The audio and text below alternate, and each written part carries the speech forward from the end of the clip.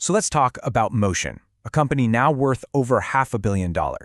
But this isn't really a story about software. It's about a series of just massive, high-stakes bets, and it all starts with one of the toughest decisions any founder could ever make. All right, let's get into it. $1 million. I mean, for pretty much anyone, that is life-changing money.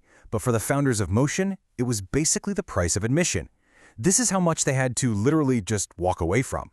Guaranteed bonuses they forfeited just to chase an idea. And that's not an exaggeration. To hear co-founder Harry Kui tell it, they were each giving up nearly $1 million. And this wasn't some, maybe bonus, it was a sure thing. Which just makes you wonder, what on earth could possibly be worth that big of a sacrifice? That insane decision? Well, that was just the very first of many bets the Motion founders would make. And they weren't betting on an idea, they were betting on themselves. So who are these guys? It's three friends, Omi, Harry, and Ethan. And look, these are not your typical startup founders tinkering in a garage.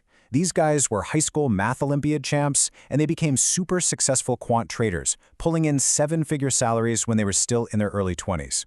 But in 2019, they decided to just leave it all behind. And as you can probably guess, their parents thought they were completely nuts, telling them, hey, why don't you just bank that money for 5 or 10 years first? But nope, they were ready to risk it all. So they take the leap. And at first, man, it looked like their bet was paying off big time. But what looked like a mountain of success was actually something else. It was a false peak, and it was leading them straight towards a dead end. The speed they moved at was just incredible. So after they had to pivot away from a sports betting idea in Y Combinator, they built this AI calendar app for regular people. The second they launched it, growth just exploded. I'm talking they went from basically zero to $1 million in annual recurring revenue, ARR, in just 2 months. And over the next couple of years, they scaled that thing up to almost $20 million. Okay, so they've got this fast-growing, super profitable business. By any metric you can think of, they'd made it, right? But then, one conversation with one of their mentors completely shattered their idea of success. Let's just sit with this for a second. $20 million a year. They had given up their cushy jobs, and it worked. They were on top of the world. And then, they took a meeting. And this is what they heard. Yeah, you guys are fucked. Can you imagine hearing that when you think you're absolutely crushing it?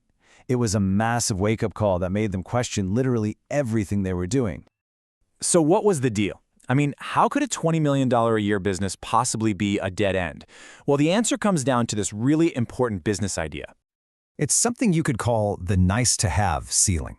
See, their app was great, people liked it, but for most folks, it wasn't essential. Their businesses weren't going to crumble without it.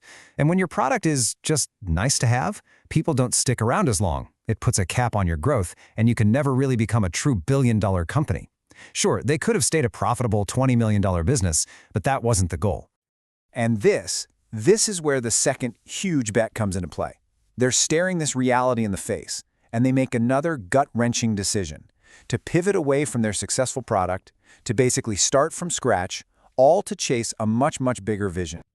The strategic change was crystal clear. They had to get away from being a nice-to-have tool for consumers, which had a built-in ceiling, and become a must-have platform for businesses. So they decided to build this all-in-one work management tool, something their customers literally could not do their jobs without. That was the path to a billion-dollar company. And that incredibly hard pivot led them to what they're doing now, which is this wildly ambitious vision, creating a world where humans and AI employees work right alongside each other. So here's how the new platform works. A business creates a project. Some of the tasks go to the human team members, but the other tasks, the boring, repetitive stuff, can be assigned directly to what Motion calls AI employees. And since it's all in one system, the handoff between a person and the AI is totally seamless. They're not just helping you manage work anymore, they're actually doing the work for you. So, did the bet pay off? Just look at this growth chart.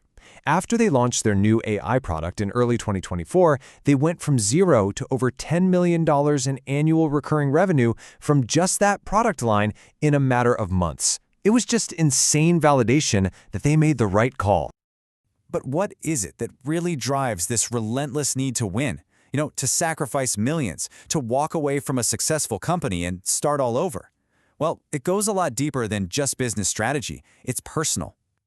For one of the co-founders, Ethan, it comes from being a first-generation immigrant. He just felt this intense need to prove himself, to make sure all the sacrifices his parents made to give him a better shot at life were worth it. And for Harry, the motivation is even more primal. He says the shame of failing would just be too much to handle. For him, the pressure to win is so high that actually making it work, no matter how hard it is the most comfortable path. That is a seriously powerful psychological driver. And this number right here, this represents another huge piece of what drives them, 150. That's how many investors said no to them after their YC demo day.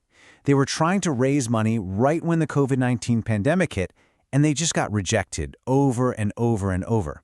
That whole experience left them with what they call a giant chip on their shoulder, this burning desire to prove 150 people wrong. And all of this leaves us with one final thought. For a lot of people, success is about the thrill of victory. But for founders like the ones in motion, the story is a bit more complicated. So what happens when the fear of losing isn't a weakness, but it's actually your greatest strength? Well, for motion, it seems to be the very engine that's pushing them towards a billion-dollar future.